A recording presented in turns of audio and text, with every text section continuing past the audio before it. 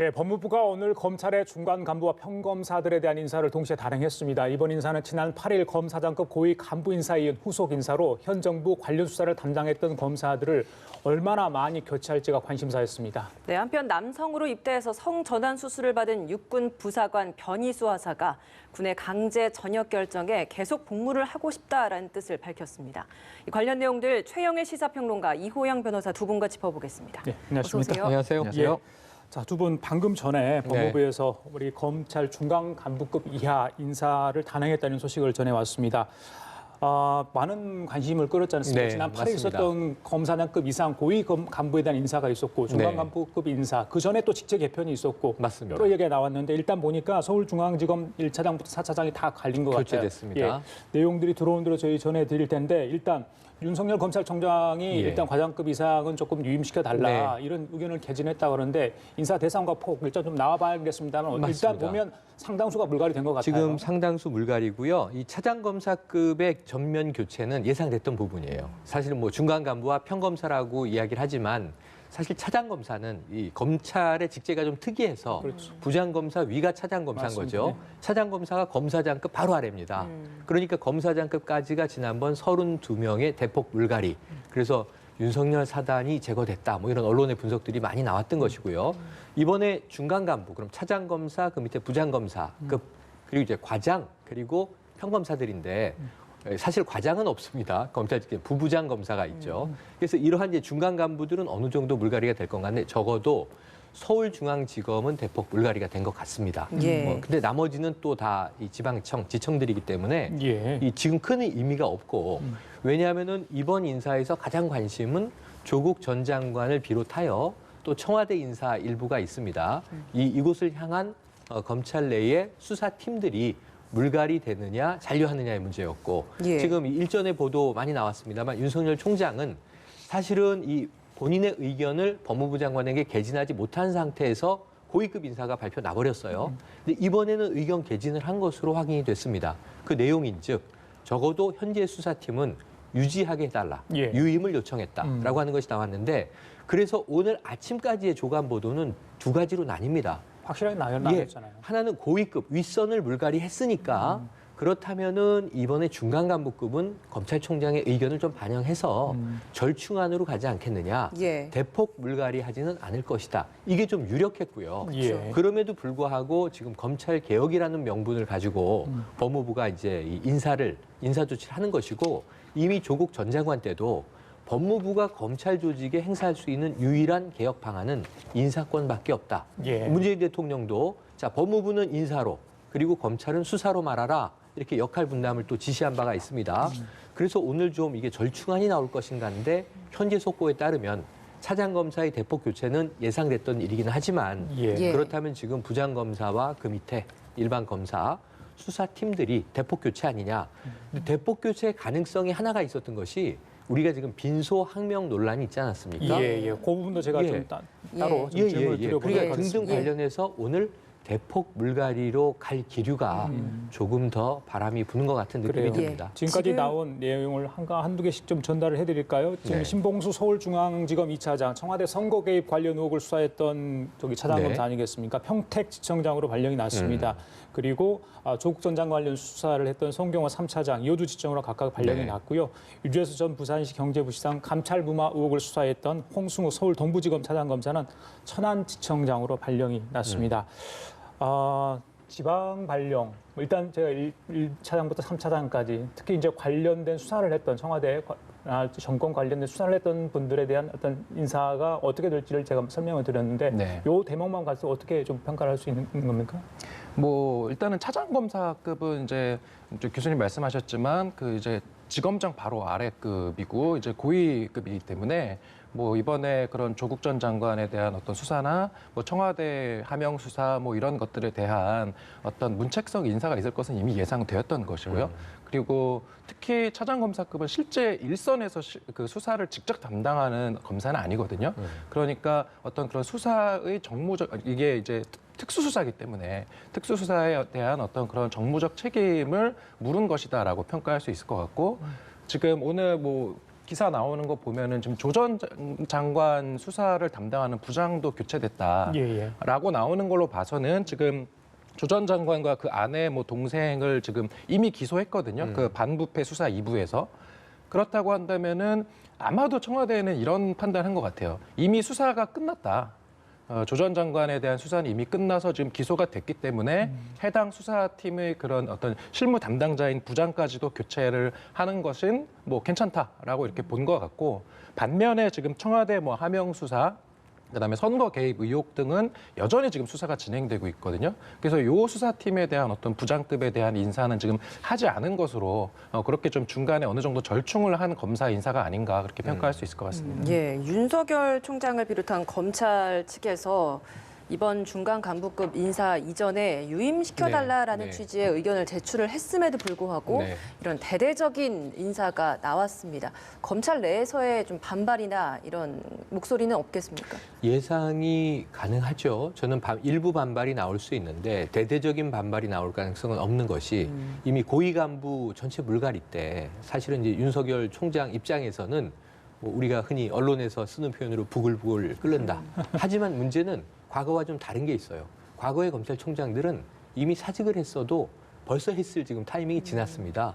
근데 윤석열 총장은 무슨 얘기를 했냐면 그 뭐 좌천됐다 혹은 또 좌천성 승진도 있습니다. 법무연수원장으로 간 인물도 있기 때문에. 근데 이런 경우에 지금까지 우리는 바르게 옳게 해왔다. 앞으로도 있는 제자리에서 해야 할 일들을 해주기 바란다. 이건 뭐냐면은 이 두 가지 해석이 가능합니다. 하나는 우리가 버텨서 이 난관을 돌파해내야 한다라는 의지를 담은 것일 수도 있고, 예. 혹은 정부의 이 정당한 인사권 행사에 우리가 무슨 반발할 수 있겠느냐, 집단항명은 없다. 이런 또 다독이는 것일 수도 있겠고요. 두 가지가 다 섞여 있는 것일 수도 있습니다. 예. 그래서 일단은 윤석열 총장은 조금 거기선 톤다운하고 있는 분위기이기 때문에 이 총장 입장에서의 우리가 집단항명이라고 할 때 검란이라고 흔히 불러왔죠. 그럴 때는 검찰총장부터 움직이는 경우들이 많고, 혹은 총장이 혼자 사직을 하는 경우도 있었어요. 2011년 수사 개시권을 경찰에 넘겼을 때는 예. 김준규 검찰총장이 사퇴했습니다. 근데 조금 그때도 지금과 다른 것은 임기가 이미 다 해갈 무렵이에요. 임기 한 4개월여 남기고 사직을 했으니까 큰 부담 없는 상황이었습니다. 그런데 이번에 윤석열 총장은 아마 자리를 내놓을 일은 없을 것이다라는 관측하에 예. 어떤 이제 법무부의 인사가 있더라도 아마 검찰 조직을 지키기 위한 노력을 하지 않겠는가. 그러면서 첫 번째는 의견 개진도 못하고 법무부가 일사불란하게 상당히 대폭 물갈이를 했던 거고요. 이번에는 검찰총장의 의견은 전달됐음에도 불구하고 모두 다 열어봐야 됩니다.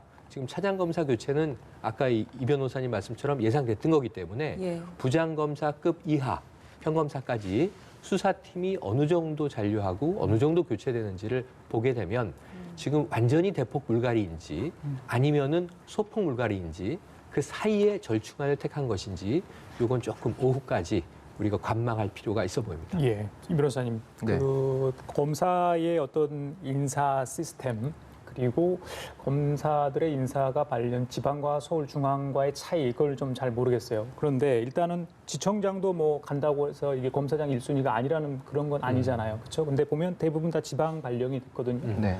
그러니까 이건 청와대 관련 수사 1, 2, 3, 4, 3차장들이 다 이렇게 땄기 때문에 네. 이게 정말 문책성인지 아니면 다른 의도가 있는 건지 이야기 나올지 않을까요? 그 부분은 뭐 어떻게 당연히 보세요? 나오겠죠. 특히 제가 이제 뭐 아까 말씀드렸던 것에서 이제 조금 보충을 하자면 이제 차장검사급이 일선 수사를 직접 담당하는 건 아니지만 이제 일선 수사는 뭐 부부장이나 부장급에서 이제 진두지휘를 하는 거고, 그럼에도 불구하고 차장들이 하는 것들이 보면 뭐 영장 청구를 결재를 한다든지 그다음에 뭐 또는 이제 공소장 변경 신청 같은 것을 이제 중간에 결재를 하는 어떤 일의 수사를 지휘하는 역할은 여전히 할 수 있는 거거든요. 그래서 예를 들어서 예전에 윤석열 총장이 그 국정원 그 이제 댓글 의혹 사건을 수사할 때 징계를 받았었어요. 그때는 수사를 하다가. 근데 그 징계를 받았던 이유가 뭐였냐면 그런 압수수색 영장을 이제 청구할 때 그 지검장의 어떤 결재를 받지 않았다. 그다음에 공소장 변경 신청을 이제 법원에 청구할 때 마찬가지로 지검장의 결재를 받지 않았다. 이러면서 징계까지 받고 그 정직을 받았었나 아마 그랬을 거예요. 감봉 처분을 받았던 걸로 기억을 하는데 이렇게 어떤 차장이나 지검장급에서 얼마든지 수사를 적극적으로 지휘를 하면서 그 수사의 어떤 그런 흐름을 바꿀 수도 있는 거거든요. 이제 지금 오늘의 이 검사 인사가 수사를 방해할 어떤 목적을 가지고 이루어지는 것이다. 라는 어떤 그런 야당의 비판은 아마 상당히 거셀 것으로 보입니다. 예. 그러면 실질적으로 앞으로 정말 이 관련된 수사나 이런 것들은 어떻게 진행되는가 이것도 중요한 부분 아니겠습니까? 수사는 일단 뭐 진행해야 되겠죠. 이걸 뭐 수사를 이미 특히 뭐 조 전 장관 같은 경우는 이미 지금 기소가 되어서 공소 유지가 되고 있는 상황인 것이고, 그 다음에 뭐 청와대 뭐 하명 수사 의혹이나 그 다음에 뭐 감찰 무마 의혹 이런 것들 수사는 아마 진행이 계속 될 것으로 보이는데 단 좀 지연되는 부분도 있지 않을까라는 우려도 있었거든요. 이제 지연되는 거는 이제 그 일선 실무진이 만약에 교체가 되면은 이제 수사 기록 검토를 다시 해야 되니까 특히 이제 수사를 이제 빨리 하려면 결국은 주요 참고인이나 피의자에 대한 소환 이런 것들이 이제 신속하게 이루어져야 되는데 문제는 그 실무 담당 검사들이 교체가 되면 사건 파악이 안 되는 거예요. 사건 파악을 다시 한 다음에 그 사건 파악이 돼야지 질문지를 구성할 수 있기 때문에 예. 이제 그런 것들 때문에 일선 그런 부장급 이하의 어떤 그런 실무 검사들이 만약에 이번에 검사 인사를 통해서 다른 곳으로 빠지고 새로운 검사들이 들어온다면 예. 그렇게 새로운 검사들이 뭐 수사를 안 하고 뭐 덮고 이럴 사람들은 없을 거라고 봐요. 예. 다만 현실적으로 수사를 이제 수사 기록을 검토하는 과정에서 이제 시간이 지연되고 결국은 수사가 뒤로 밀리는 거 아니냐. 이러한 어떤 이제 문제 제기는 있는 것이죠. 예, 구체적인 명단을 봐야 되겠지만 일단 아까 우리 이 변호사께 말씀하신 것처럼 조국 전 장관을 수사했던 송병호 중앙지검 3차장이 네. 바뀌었고요. 거기 아래 있는 고영곤 반부패 수사 2부장이 바뀐 것 같아요. 저기 조국 수사 관련 부장이 네. 바뀌었다는 거 보니까요. 그렇다면 다른 의혹들 관련된 수사 네. 부장들은 그대로 있는 거라고 보면 되는데 현재까지는 그렇게 그렇죠. 보입니다. 현재까지는 네. 그 이유가 있을까요? 그러면? 그러니까 사실은 이 아까 말씀하신 정치적 상황, 4월 총선입니다. 이 인사에서 정부 입장에서는 의혹을 받지 말아야 할 대목들이 있어요. 조국 전 장관 관련해서는 거의 정리가 됐습니다. 기소가 됐거든요. 근데 남아있는 몇 가지 의혹이 있어요. 1. 유재수 이 감찰을 무마했다는 무마. 의혹 네. 관련된 거. 이게 조국 전 장관은 올해 들어와서 1월에 기소가 됐습니다. 불구속 상태로. 그런데 여기서 검찰의 고민이 남아 있어요. 그렇다면은 백원우 전 이 민정비서관이나 혹은 박형철 반부패 비서관이나 관련자들 여기는 또 청탁을 넣었다라는 리스트에는 외부긴 하지만 김경수 경남지사 지금 본인의 또 선고 공판을 앞두고 있습니다. 이런 이제 친문 인사들이 있어서 이들도 그럼 공동 정범 혹은 공모 관계로 엮어서 기소하느냐 마느냐 판단이 하나 남아 있고 또 하나는 역시 똑같이 뜨거운 지금 김기수 전 울산시장 측근 비리 의혹에 대해서 하명 수사냐 아니냐가 검경 갈등의 또 최전선에 있는 상황이에요. 이걸 검찰이 어떻게 처리할 것이냐. 이걸 그냥 이제 수사하다가 종결할 것이냐. 아니면 이게 기소까지 갈 것이냐.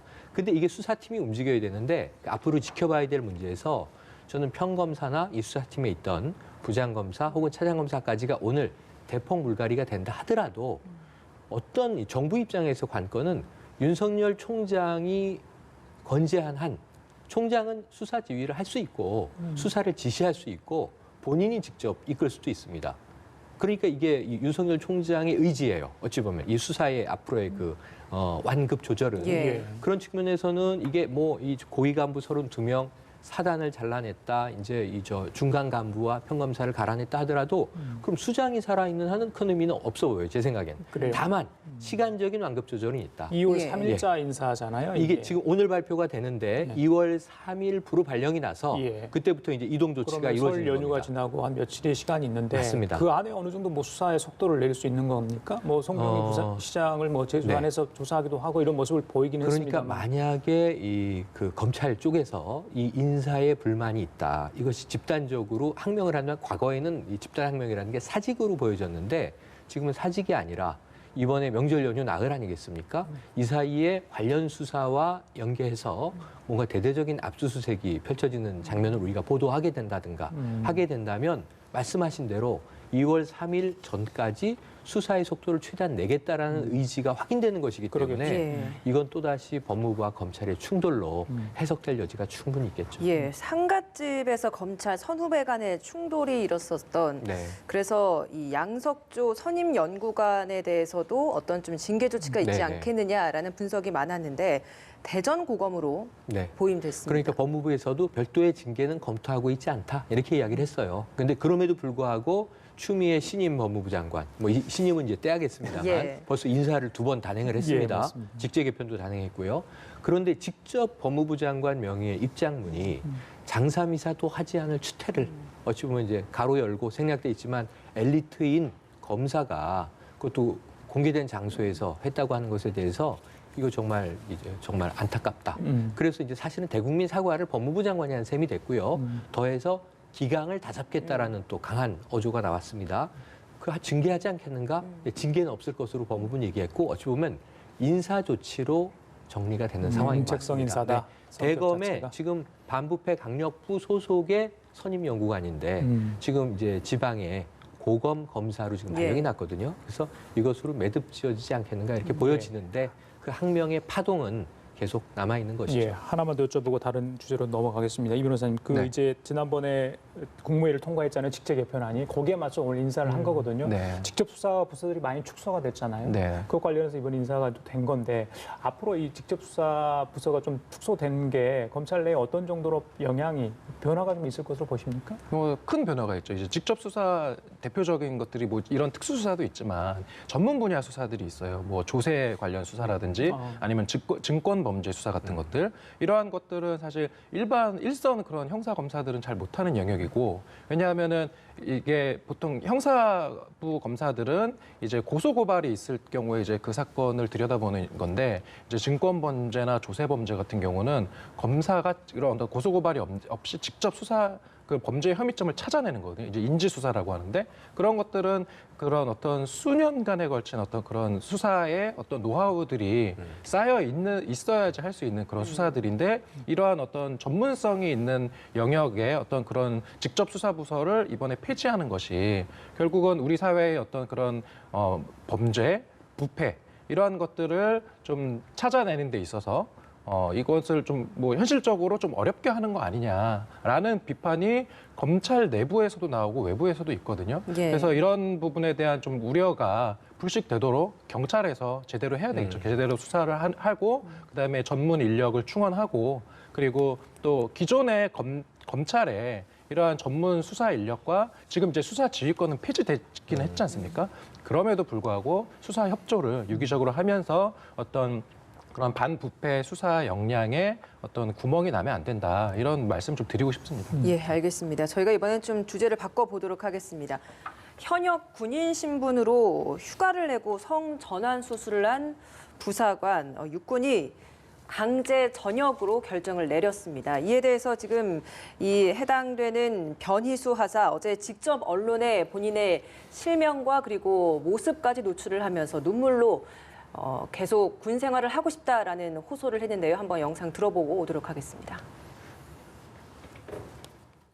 줄곧 마음 깊이 가지고 있던 성 정체성에 대한 혼란한 마음을 줄곧 억누르고 또 억누르고 소속 부대의 저의 정체성에 대해 밝히는 것은 대단히 어려운 결정이었지만 막상 밝히고 보니 마음은 후련하였습니다. 그동안의 군 생활 모두가 순탄하고 훌륭했다고 말하기는 어렵습니다. 이 자리를 비워 저를 응원해 주셨던 도와주신 모든 전우들에게 그간 너무 감사하고 또 감사하다는 말씀을 전하고 싶습니다. 저희 성별 정체성을 떠나 제가 이 나라를 지키는 훌륭한 군인 중 하나가 될 수 있다는 것을 모두에게 보여주고 싶습니다. 저는 대한민국 군인입니다. 감사합니다. 통일! 예, 변희수 하사. 오늘 영십으로 민간이 됐죠. 그렇습니다. 뭐 전 하사로 해야 될지 모르겠습니다. 일단 뭐 육군의 결정, 더 이상 복무를 할 수 없기 때문에 강제 네, 전역 네. 결정을 한 거 아니겠습니까? 그런 결정을 내린 근거가 있나요? 네, 그러니까 육군은 사실은 상당히 제가 보기에는 당혹스러운 상황이에요. 왜냐하면 처음 겪는 일이에요. 이거는 이 변희 수사사 개인도 지금 뭐 목소리 톤에서 이 어떤 고뇌가 느껴지지만 육군도 이건 고뇌할 수밖에 없고 이거는 이 전역을 잘했다 뭐 남겨주면 이 또 온당치 않다 이 문제가 아니라 우리가 앞으로 사회에 굉장히 중요한 전례가 하나 생기게 된 겁니다. 그렇죠. 왜냐하면 이런 사례가 또 나올 수 있는 거거든요. 근데 우리 군에는 처음입니다. 그러니까 육군은 자, 이 변희 수하사는 휴가를 내고 태국으로 출국할 때는 생물학적 남성이었는데 돌아올 때는 생물학적으로 여성이 된 거예요. 근데 육군에는 규정이 없습니다. 그 규정을 따져보니 결국 이제 심신장애로 판정을 한 거죠. 예. 신체 두 군데가 훼손된 것을 군 병원이 확인을 했고 각각 심신장애 5급에 해당하기 때문에 이 두 군데의 신체 훼손은 이 심신장애 3급에 해당한다. 근데 이것은 전역 케이스가 된다는 거죠. 그래서 지금 상당히 좀 고뇌하는 위원회가 예. 전역 이 심사위원회가 장시간 열렸었고요. 그 결과 육군은 어쩔 수 없이 전역이다. 우리 군은 이제 그렇게 결정을 한 것인데 예. 아마 전 앞으로 보건되는 변희수 전하사 입장에서는 행정소송이라든가 다양한 법적 조치를 할 텐데 저게 또 군에 대한 반항이라기보다는 이 전례가 필요한 거예요. 예. 그 본인은 지금 군복무를 희망하는 거예요. 그렇습니다. 전차 조종수인데 그렇다면 내가 성전환 수술을 받았다고 하는 것이 전차 조종을 하는 나의 군에서의 기능에 문제가 있느냐 없느냐. 군 인권센터와 저 개인 변전하사는 사실은 여군도 이 일을 하고 있는 직군이기 때문에 얼마든지 성전환과 상관없이 이제 복무할 수 있다라는 이 주장이에요. 여기에 대해서 조금 또 인권위의 입장이라든가 군 상위의 우리 사회의 문제 필요하다면 또 이제 헌법소원까지도 가지 않겠습니까? 그래서 상당히 장기간 변희수 전 하사의 투쟁이 펼쳐질 가능성이 예. 높고 그 결과 우리가 과거에 보시면은 위헌으로 판결하는 경우가 간통이라든가 한때는 당연시되던 것들이 시대 변화에 따라서 폐지되는 것들이 있습니다. 그 지금 미국이나 해외 사례는 성전환자가 군복무하는 경우들이 또 선진국의 일부 있어서 이런 이제 선례와 함께 우리 사회에 참 큰 고민이 하나 시작됐다. 함께 예. 좀 고민을 토론을 통해서 공유하고 해안을 찾아가야 되는 사건이 벌어진 것 예, 같습니다. 알겠습니다. 성전환 수술을 한 변 하사에게 앞서 이제 최평론가께서도 말씀하셨던 것처럼 군 병원에서는 심신장애 3급 판정을 내렸습니다. 네. 사실 이 부분이 부상을 당한 부분이나 뭐 이런 것들을 전제로 이런 등급표가 있을 텐데 네. 지금 이 상황에서 이게 3급이 판정이 난 것에 대해서도 좀 논란이 있을 대목인 것 같거든요. 네, 그러니까 이제 이게 말씀하신 것처럼 이게 부상당한 경우에 어떤 그런 장애 등급표를 이제 적용하는 건데 이게 고의적인 어떤 그런 신체 훼손이라고 좀 표현을 하고 있는데 이것도 사실은 어느 정도 프레임이 있는 거죠. 이제 지금 변하사 입장에서는 신체 훼손이 아니거든요. 저거는 자신의 어떤 성 정체성을 찾아가는 어떤 그런 치료라고 이제 예, 생각을 예. 할 것 같아요. 근데 어쨌든 이러한 상황에다가 과연 이런 군인사법 시행 규칙상에 저런 이제 장애 등급표를 적용하는 것이 맞는가라는 어떤 그런 이제 의문은 제기되는데 예. 제가 뭐 법률가로서 봤을 때 얼마든지 적용을 할 수 있는 것 같아요. 저 표를 보면은 그냥 저 표에 해당이 돼요. 예. 그러니까 군 당국의 어떤 지금 저 결정 자체는 현 군 인사법과 그 시행 규칙의 적용상에는 문제는 없다. 다만 그렇다고 해서 뭐 그게 합리적인 것인가? 그 부분에 대해서는 이제 최 교수님 말씀하신 것처럼 근본적으로 이게 헌법상 그 군인사법과 그 시행 규칙이 위헌인 것이 아닌가라는 어떤 논란까지도 나아갈 것으로 보입니다. 장애가 있다고 해서 무조건 전역을 하는 그런 건 또 아니잖아요. 사실 지금까지 그렇죠. 있어왔던 게. 네, 본인이 지금 이 국방의 의무지 않습니까? 예. 본인이 이제 군 복무 중에 불가피한 어떤 사고를 통해서 이제 부상을 당했을 때 이제 장애 등급표상의 전역 기준을 충족했음에도 불구하고 본인이 희망을 하는 경우에 뭐 군복무를 계속 할 수 있고 실제로 허용한 전례도 있습니다. 예. 그런데 지금 이 경우는 그 군인사법 시행 규칙상에 보면 그 고의적인 신체 훼손은 적용되지 않는 거예요. 그러니까 지금 군 당국이 전역을 시킨 것은 이것이 지금 전례와 그다음에 군 인사법 시행 규칙에 비춰봤을 때 불가피한 어떤 사고로 인한 경우는 우리가 군 복무를 계속 허용해 줄 수 있는데 지금 변하사 같은 경우는 여기 이 예외 조항이 허용되지 않기 때문에 다르다라는 거네요. 네, 예. 전역을 시킬 수밖에 없겠다라는 것이 지금 그 군의 입장인 예. 것이죠. 이 변호사님, 그 변전하사가 관할법원에 성별 정정 허가 신청을 했잖아요. 네. 군 인권센터도 그렇게 해달라고 했는데 그 국가인권위도 그렇게 했고요. 근데 육군에서 그걸 거부했고요. 그래서 바로 심사하고 그런 결정을 내렸습니다. 이 관할법원의 성별 정정 허가 신청이라는 게 뭐고 어느 정도 시간이 걸리는 거고 어떤 걸 기준으로 판단을 하게 되는 겁니까? 이제 관할법원의 이 성별 이제 정정 허가 신청 같은 경우는 지금 딱 이런 변호사처럼 쉽게 되는 거예요. 뭐 이제 이게 쉽다 안 쉽다라기보다는 근데 보통은 이 이제 판사가 이제 그 신청인을 이제 불러서 신문을 해보고 실제로 그런 성별 정정의 요건을 갖췄는지를 이제 들여다보고 그러한 요건을 갖췄으면은 되도록이면 허가를 해주는 것이 지금 추세고요. 그리고 뭐 그것에 걸리는 시간은 일반 재판에 비해서는 훨씬 짧거든요. 그러니까 지금 변호사 측도 이렇게 성별 이제 정정 허가 신청을 해 놓았기 때문에 그것까지 이제 허가가 나는 데까지 걸리는 시간이 그렇게 길지 않으니 이제 성별 정정이 허가가 된 이후에 본인을 여성으로 평가한 그런 시점에서 판단을 해달라라고 했는데 뭐 군 당국에서 그거는 거절을 한 것이죠. 예. 마지막으로 뭐 이번 이 케이스가 뭐 다른 성별 정체성 관련 논란 이 말고 다른 조직에서도 뭐 그런 케이스가 생길 수 있잖아요. 얼마든지 나올 우리 수 사회에서 있죠. 충분히 어떤 뭔가 그런 기반이 좀 마련돼야 된다 이런 생각을 해봅니다. 일단은 지금 군인사법 바뀌어야 됩니다. 이게 지금 어떤 논란으로 커질 수 있냐면요. 자, 그럼 남성의 신체가 훼손되면 여성인 것인가? 만약에 이분의 주민등록이 바뀌었을 때 양성 간의 문제가 균형이 맞지 않는 판단이 됐어요. 아까 얘기한 대로 고의적으로 신체 훼손을 해서 전역시켰다. 일반적으로 신체 훼손을 한 경우는 군을 기피하려고 하는 신체 훼손이 많았죠. 지금까지는. 그런데 이분은 신체 훼손을 스스로 결정해서 신체 훼손이라는 표현에 대해서 상당히 불편하고 불쾌할 겁니다. 왜냐하면 본인은 치료인데 훼손이라고 표현을 하니까 이건 바라보는 시각에 따라서 정반대의 시각이 충돌하거든요. 그래서 이런 문제는 아까 말씀드린 대로 해외에는 사례가 있다. 그 선진 사례를 엄청나게 우리가 연구를 해야 되고 또 한국화할 수 있는 것인가? 우리에게 맞는가? 그럼 우리 군의 이런 일은 얼만큼 벌어질 것인가? 사실은 이와 똑같은 논쟁을 수십 년 전에 했죠. 하리수 논쟁이 한 번 있었어요. 90년대부터. 성전환이 한국 사회에서 가능한가? 근데 그것은 이제 많이 좀 보편화되고 사례가 많지는 않아도 인식으로는 받아들이는 사회 분위기가 됐는데 자, 군이라는 특수성이 여기 이제 개입되기 시작한 겁니다.